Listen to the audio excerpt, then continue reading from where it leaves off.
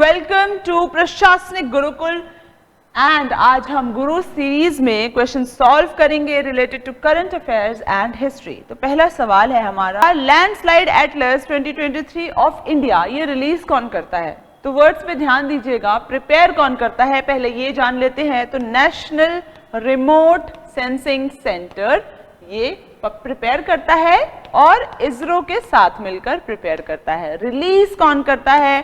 Indian space research organisation NRSC जो है ये one of the primary centre है इसरो का, डिपार्टमेंट ऑफ साइंस के अंडर आता है। ये इंपॉर्टेंट चीजें हैं। अब देखिए यहाँ पे लैंडस्लाइड एटलस का मतलब क्या है, तो पिछले 20 सालों में हमने देखा कि कितने स्टेट्स हैं वहां पे लैंडस्लाइड्स आते हैं और इसी का रिपोर्ट तैयार किया गया है। तो उत्तराखंड का रुद्रप्रयाग और टेहरी गढ़वाल जो है ये मोस्ट प्रोन है लैंडस्लाइड्स के, ये रिपोर्ट में सामने आया है। लैंडस्लाइड जो है एक नेचुरल कैलामिटी है और इससे जो है जान भी बहुत जाती है, लोगों की बहुत तबाही होती है।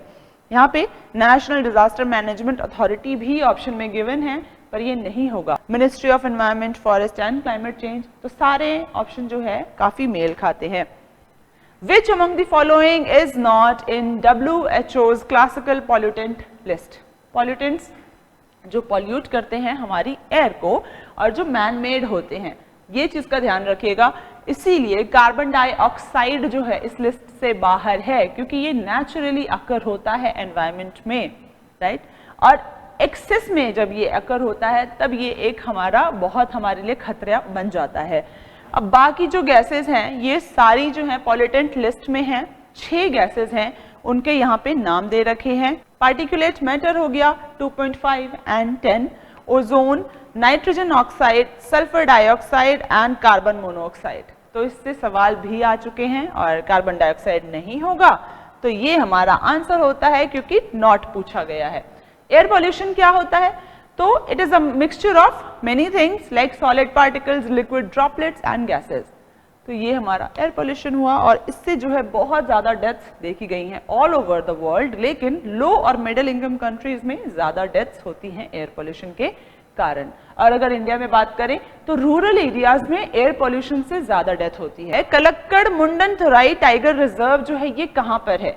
तो इस टाइगर रिजर्व में क्या हुआ है, हमें एक लॉन्ग लॉस्ट मॉथ स्पीशीज जो है, ये उसकी पिक्चर है, ये दिखाई पड़ी है बहुत सालों बाद। तो इसीलिए ये इस रिजर्व के लिए खास बात हो जाती है और पूछ सकते हैं कि इसका लोकेशन कहाँ है। तो ये तमिलनाडु में स्थित है, इस चीज को याद रखिएगा। महात्मा गांधी जी ने फास्ट अनटू डेथ लिया 1932 में। किस लिए लिया? क्योंकि यहाँ पे रामसे मैकडोनल्ड जो हैं इन्होंने कम्युनल अवार्ड जो है उसको अनाउंस किया था। अब इसमें क्या था, देखिए पहले से ही सेपरेट इलेक्टोरेट था लेकिन इसको और एक्सपेंड कर दिया गया। यहाँ पे डिप्रेस क्लासेस को एंट्री दी, कास्ट के बेसिस पे भी सेपरेट इलेक्टोरेट की घोषणा कर दी गई थी। तो इंडिया को खंडित करने की बहुत कोशिशें की गई हैं ब्रिटिशर्स द्वारा और ये कब हुआ था? सेकेंड राउंड टेबल कॉन्फ्रेंस के बाद जो 1932 में हुआ था। तो क्रोनोलॉजी ऑफ इवेंट्स बहुत इंपॉर्टेंट है, इसीलिए हमारा आंसर होता है सी। और फर्स्ट ऑप्शन क्या है? राउंड टेबल कॉन्फ्रेंस जो है ये फेल हो गया था to satisfy Indian political aspiration. Next question है, कॉमन फैक्टर क्या था for tribal insurrection in India in the 19th century? तो 19th सेंचुरी में उन्होंने जो भी रिवोल्ट्स किए हैं, जैसे मुंडा रिबेलियन हो गया, उलगुलन हो गया, संथल रिबेलियन हो गया, इनका मेजर कॉमन फैक्टर क्या था?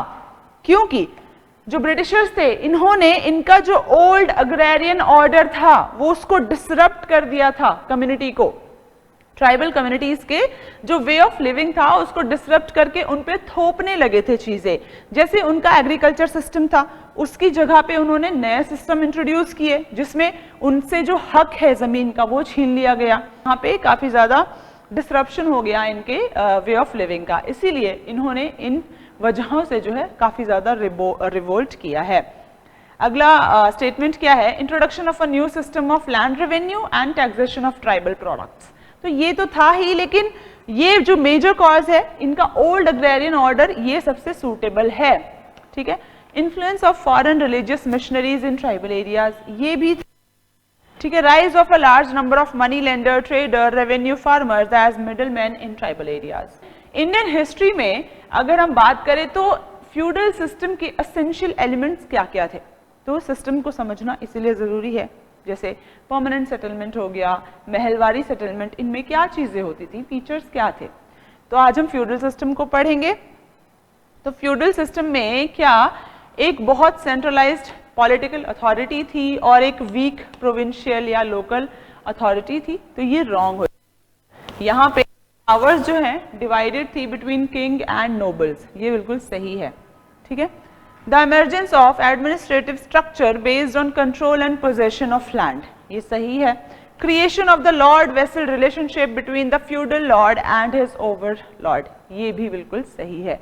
तो ये दो स्टेटमेंट सही हैं, पहला वाला जो है गलत है क्योंकि ये ऑपोजिट डिफाइन किया गया है। हमारा आंसर होता है B 2 and 3 only. Central drugs standard control organisation के बारे में स्टेटमेंट्स दी हुई हैं दो, क्या ये दोनों करेक्ट है? तो क्या ये directorate general of health services के अंडर आता है जो ministry of health and family welfare के अंडर आता है? बिल्कुल करेक्ट है। एंड क्या ये national regulator authority of India है? ये करेक्ट है।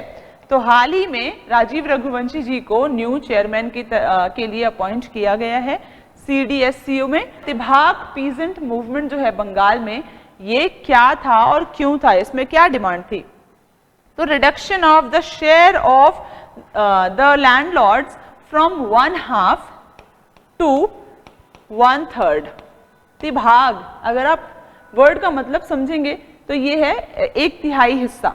तो लैंडलॉर्ड क्या करते थे, ये पूरा आधा हिस्सा लेते थे फार्मर्स का, शेयर क्रॉपर्स का। तो ये शेयर क्रॉपर और लैंडलॉर्ड के बीच मतभेद का मूवमेंट था और यहाँ पे शेयर क्रॉपर चाहते थे कि लैंडलॉर्ड को 1/3 हिस्सा मिले, इसीलिए ये मूवमेंट को लॉन्च किया गया था। Grant of ownership of land to peasant as they were actual cultivators of the land, ये नहीं है। Uprooting of zamindari system and end of serfdom, ये भी नहीं था demand. Right of all peasant debts, तो ये भी नहीं था। बंगाल में ये मूवमेंट हुआ था। अगला क्वेश्चन है एनी बेसेंट के बारे में, बहुत इंपॉर्टेंट पर्सनालिटी हैं, ब्रिटिश रिफॉर्मर थी ये और इंडिया में इन्होंने बहुत ही अच्छे काम किए हैं। तो क्या ये रिस्पॉन्सिबल थी for starting the home rule league? Very important. और हाँ, ये रिस्पॉन्सिबल थी, इन्होंने होम रूल मूवमेंट चलाया इंडिया में और होम रूल लीग जो है उसकी स्थापना की थी 1916 में बाल गंगाधर तिलक जी के साथ मिलकर। फाउंडर ऑफ थियोसॉफिकल सोसाइटी, ये गलत हो जाएगा, ये फाउंडर नहीं थी, ये एक मेंबर थी थियोसॉफिकल सोसाइटी की। फाउंडर कौन थे? तो colonel Olcott and madam HP Blavatsky जो हैं वो फाउंडर थे। उन्होंने थियोसॉफिकल सोसाइटी का जो है फॉर्मेशन किया था 1875 में। ये सभी चीजें याद होनी चाहिए। इंडिया से इसी से रिलेटेड क्वेश्चन आते हैं। Once the president of Indian national congress, अब बहुत ध्यान से सुनिएगा जो मैं बोलने वाली हूँ, क्योंकि अगर ये स्टेटमेंट आई तो पक्का कंफ्यूजन होने वाली है। Annie Besant was the first women Congress president. 1917 में कांग्रेस के अधिवेशन पे इन्होंने अध्यक्षता की थी।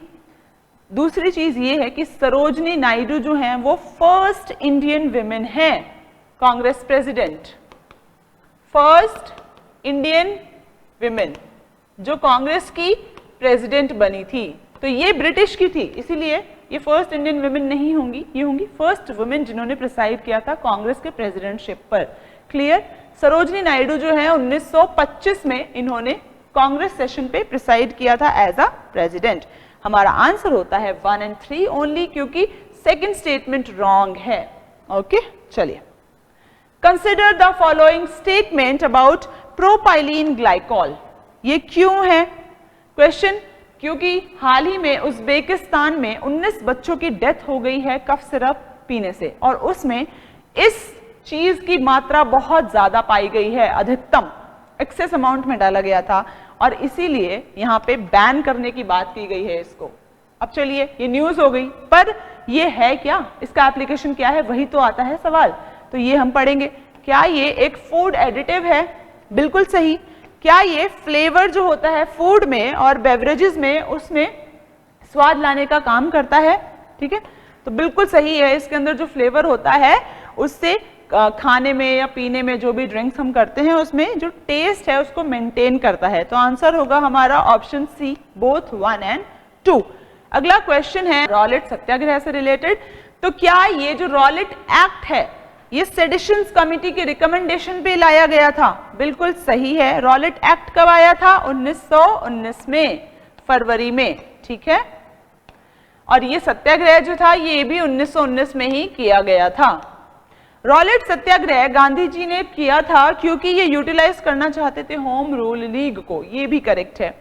थर्ड स्टेटमेंट है जो डेमोन्स्ट्रेशन की गई थी against the arrival of Simon commission, तो क्या वो कोइंसाइड किया रॉलेट सत्याग्रह के साथ? अब देखिए टाइमलाइन, इसीलिए जानना जरूरी है कि किस ईयर क्या चीज हुई है। रॉलेट सत्याग्रह 1919 में हुआ, साइमन कमीशन कब आया था? 1927 में। तो ये कैसे? बहुत ज्यादा फर्क है, तो ये गलत हो जाएगा स्टेटमेंट। तो हमारा थर्ड ऑप्शन रूल आउट होता है। आंसर है हमारा 1 and 2 only. Which one of the following observation is not true about Quit India movement of 1942? बहुत इंपॉर्टेंट मूवमेंट है, भारत छोड़ो आंदोलन भी बोलते हैं इसको। 1942 में आया था 8 अगस्त को। क्या ये एक नॉन वायलेंट मूवमेंट था? करेक्ट है बिल्कुल। It was led by Mahatma Gandhi ji, yes, उन्होंने लॉन्च किया था। It was a spontaneous movement, बिल्कुल सही है। इस मूवमेंट में जो भी इंपॉर्टेंट लीडर्स थे उनको जेल में डाल दिया गया था। उसके बाद से लोगों ने खुद ही इसको जो है कैरी आउट किया, प्रोसेशंस निकाले, राइट।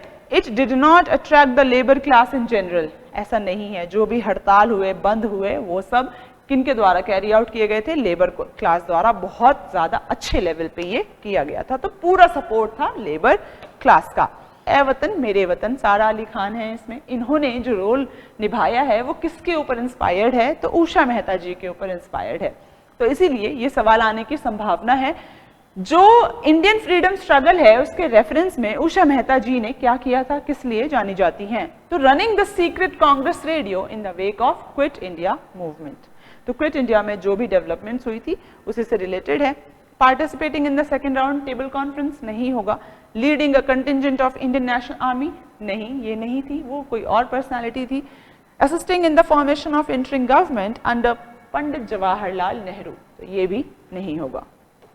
अगला सवाल है विन्स अवार्ड 2023 जो अनाउंस किए गए हैं, ये किसके द्वारा अनाउंस किए गए हैं? तो इससे तो कुछ भी नहीं पता चल रहा है, राइट। विमेन आइकन्स लीडिंग स्वच्छता अवार्ड, तो यहाँ पे अर्बन सैनिटेशन जो है उसको ध्यान में रख के ये अवार्ड जो है घोषणा किया गया है। इसीलिए जो अवार्ड देती है वो कौन देती है? Union minister for housing and urban affairs. Okay, यहाँ पे सैनिटेशन के ऊपर ध्यान दिया जा रहा है। तो ये थे कुछ सवाल। अब आपसे मिलेंगे अगले वीडियो में। Till then take care, study well, study hard.